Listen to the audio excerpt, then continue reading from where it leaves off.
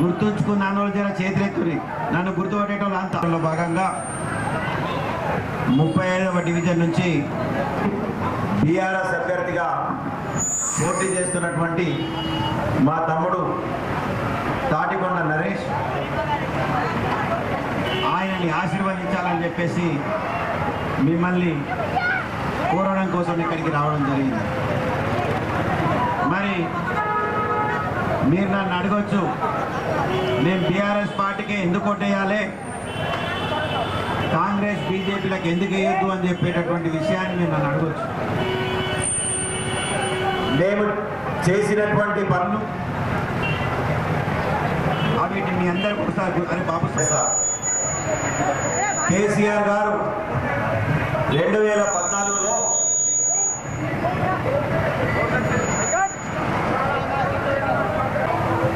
₹200 pension ఉండే.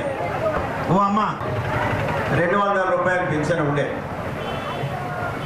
మరి కేసీఆర్ గారు ముఖ్యమంత్రి అయినాక 200 నుంచి 1000 చేసి 1000 నుంచి 2000 చేసిరు కాబట్టి మాకు ఓటేయమని చెప్పేసి అడగడానికి వచ్చిన. జర ₹2000 పింఛన్ వచ్చిన చేతులు లేపురమ్మా. అయితే ఓకే, కేసీఆర్ గారు 2000 చేస్తాను ఇస్తా అని చెప్పిండు. మీ గల్లీలో 4000 వచ్చిన జర చేతులు లేపురమ్మా. అందరు చేతులు లేపారు కానీ ఇట్లా ఇట్లా అంటున్నారు అంటే ఎవరికి వస్తలేదు. అందుకే 2000 ఇచ్చేటోళ్ళు అందరు కేసీఆర్కి వేయండి, 4000 ఇచ్చేటోళ్ళు రేవంత్ రెడ్డికి వేయండి. అంటే ఓళ్ళు లేరు కాబట్టి ఓళ్ళు ఏందన్నమాట. జర కళ్యాణ లక్ష్మి వచ్చిన వాళ్ళు చేతులు లేపురమ్మా. కళ్యాణ లక్ష్మి, షాది ముబారక్, వెరీ గుడ్, ఇంతమంది ఉన్నారు. మరి కళ్యాణ లక్ష్మి కేసీఆర్ గారు 51,000 మొదలుపెట్టి 75,000 చేసి దాన్ని ₹1,00,000 పెంచిండు. మరి వాళ్ళందరూ కూడా కేసీఆర్కి వేయండి. ₹1,00,000 పాటు తులం బంగారం ఇస్తా అని చెప్పినటువంటి రేవంత్ రెడ్డి గారు మిమ్మల్ని మోసం చేసిండు. మరి ఎవరికైనా తులం బంగారం వచ్చిందా? వచ్చినట్టుంటే జర చేతులు లేపండి. మళ్ళా చేతులు లేపుతున్నారు కానీ ఇట్లా అంటున్నారు. మరి కళ్యాణ్ లక్ష్మి, షాదీ ముబారక్ వచ్చిన వాళ్ళు బీఆర్ఎస్ పార్టీకి వేయండి, వాళ్ళ తులం బంగారం వస్తే రేవంత్ రెడ్డికి వేయండి. అంటే ఎవరికి రాలే, ఎవరు వేయొద్దు అన్నమాట. 24 గంటలు కరెంట్ ఇస్తా అని చెప్పినటువంటి కేసీఆర్ 24 గంటలు కరెంట్ ఇస్తున్నాడు కాబట్టి మీరు బీఆర్ఎస్ పార్టీ కోటేమని అడుగుతున్నా. రేవంత్ రెడ్డి గారు నేను ఫ్రీ కరెంట్ ఇస్తా అని చెప్పి మోసం చేసిండు. అందుకే ఆయన ఓట్లు వేయద్దని చెప్తున్నా. మరి మా ఆడపిల్లలకు కాలేజీలో పోనందుకు కష్టమవుతుంది, వాళ్ళకు మోటార్ బైకులు కొనిస్తా అని చెప్పిండు. మోటార్ బైకులు కూడా కాదు, సైకిల్ కూడా కొనియలే. అందుకే వాళ్ళ ఓటు వేయద్దని చెప్తున్నా. మా చదువుకున్నటువంటి ఆడపిల్లలకు ₹240 నెలకి ఇస్తా అని చెప్పిండు. వాళ్ళు ఇవ్వలేదు కాబట్టి వాళ్ళ ఓటు వేయద్దని చెప్తున్నా. మరి 2.5 సంవత్సరాలైంది కాంగ్రెస్ వచ్చి. పింఛన్ ఇయ్యాడు 4,000, తులం బంగారం ఇయ్యాడు, బైక్ మన మోటార్ బైకులు ఇయ్యాడు, 2,500 ఇయ్యాడు, ఫ్రీ కరెంట్ ఇయ్యాడు, ఫ్రీ సిలిండర్లు ఇయ్యాడు. మరి ఇన్ని అబద్ధాలు ఆడిన తర్వాత ఎందుకు 2.5 సంవత్సరాల సమయం మీరు ఇచ్చారు? అంటే ఎమ్మెల్యే ఎలక్షన్ వచ్చినప్పుడే చేస్తాడా? మీరందరూ నా మీద కోపంతో కొట్టిరా, కేసీఆర్ మీద కోపంతో కొట్టిరా? లేదు.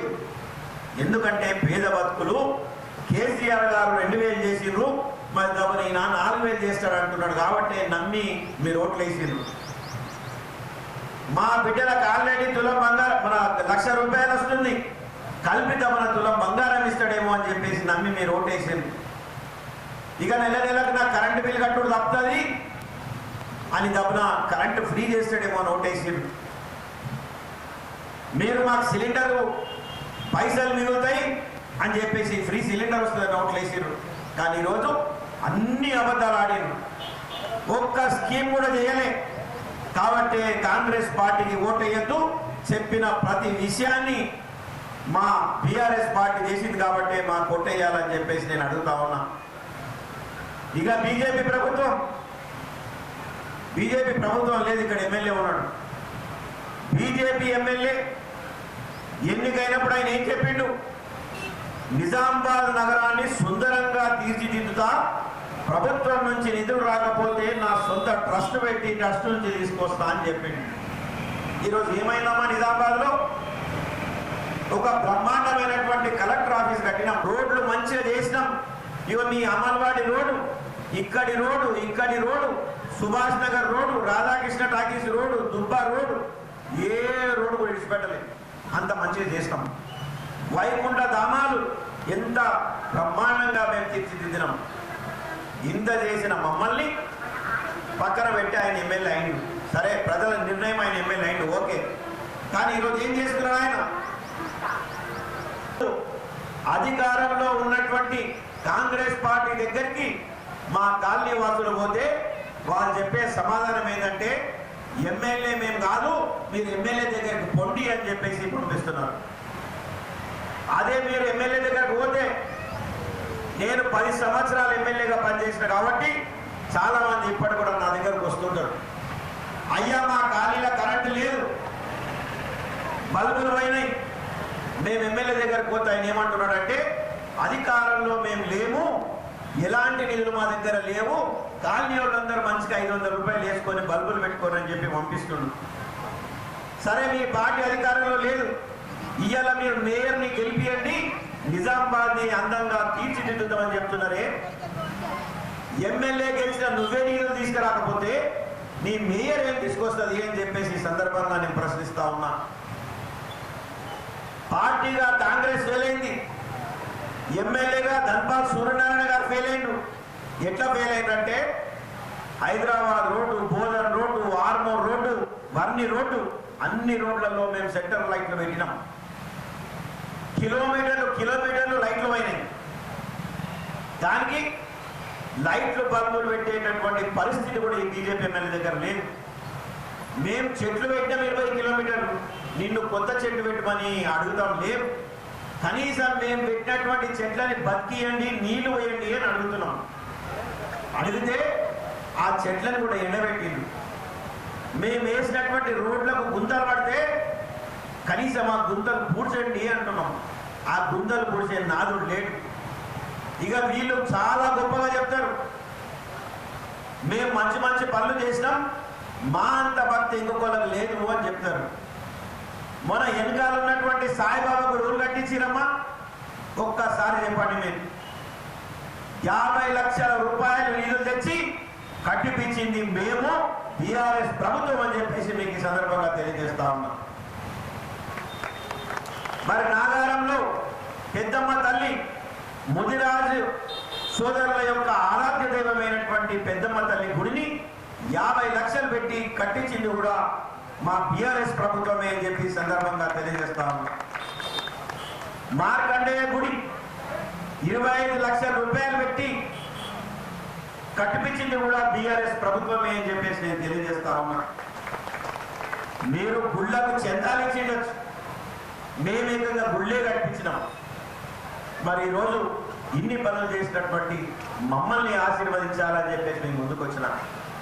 నేను చెప్పే విషయం ఏ ఒక్కటి అబద్ధమైనా ఓటు అడిగేటటువంటి హక్కు నాకు లేదు. 2000 రూపాయలు పింఛన్ ఇచ్చింది వాస్తవం,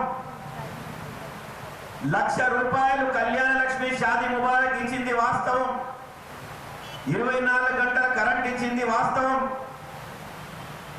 మరి కలెక్టరేట్ కట్టింది వాస్తవం, మున్సిపల్ బిల్డింగ్ కట్టింది వాస్తవం, గల్లీలో రోడ్లు వేసింది వాస్తవం, మేము గుళ్ళు కట్టింది వాస్తవం. ఇన్ని పనులు చేసినటువంటి మాకు ఓట్లు ఏమంటున్నాం. వీళ్ళు మొత్తం నిజామాబాద్ని చీకటిమయం చేసింది కూడా వాస్తవం, చెట్లని ఎండబెట్టింది కూడా వాస్తవం, రోడ్లు కూడా మంచిగా చేయలేనటువంటి మాట కూడా వాస్తవం. మరి వారికి ఓటేస్తారా మాకు ఓటేస్తారో మీరే నిర్ణయించాలి. మన నిజామాబాద్లో 2.5 సంవత్సరాలుగా అభివృద్ధికి నోచుకోవటం లేదు. వెనుకకు పడిపోయింది నిజామాబాద్. ఒక ఎమ్మెల్యే చేయనటువంటి పని మేయర్ అవుతుందా, మేయర్ చేయగలుగుతాడా అని చెప్పేసి నేను అడుగుతా ఉన్నా. దయచేసి మా తమ్ముడు యువకుడు మీ తలలో నాలుగలాగా ఇక్కడనే ఉండేటోడు.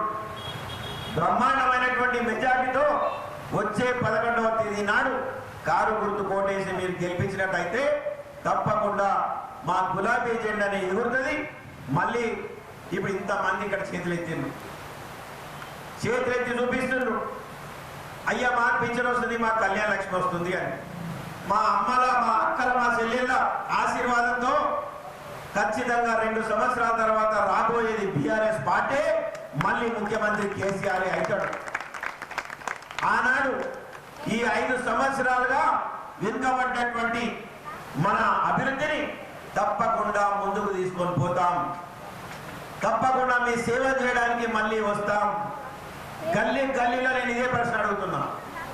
నేను పోయిన తర్వాత నేను గుర్తున్నానా, మర్చిపోతున్నానా అంటే ఆ పక్క ఈ పక్క పోయేటోళ్ళు కూడా చేతులు ఎత్తుతున్నారు, అయ్యా మిమ్మల్ని మర్చిపోము అని చెప్పి.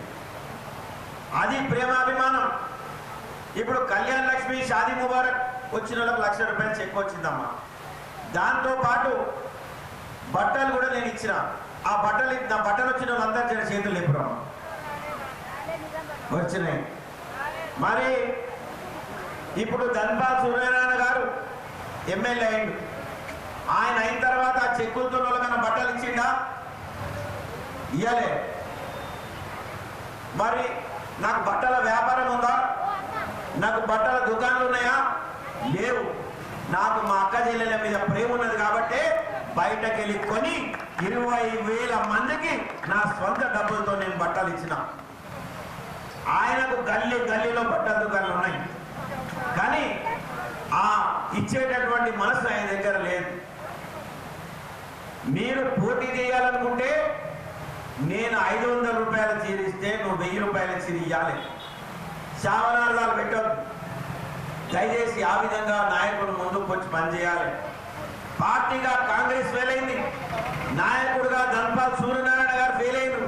కాబట్టి బీఆర్ఎస్ పార్టీ నుంచి అభ్యర్థిగా ఉన్నటువంటి మా తమ్ముడు తాటికొండ నరేష్ ని మీరు రాబోయే 11వ తేదీ అంటే ఎల్లుండే కారు గుర్తు కోటేసి బ్రహ్మాండమైనటువంటి మెజార్టీతో గెలిపియండి అని చెప్పేసి మిమ్మల్ని కోరుకుంటూ, మరి ఇంత ఎండ ఉన్నా నా మాటలు వినట్టు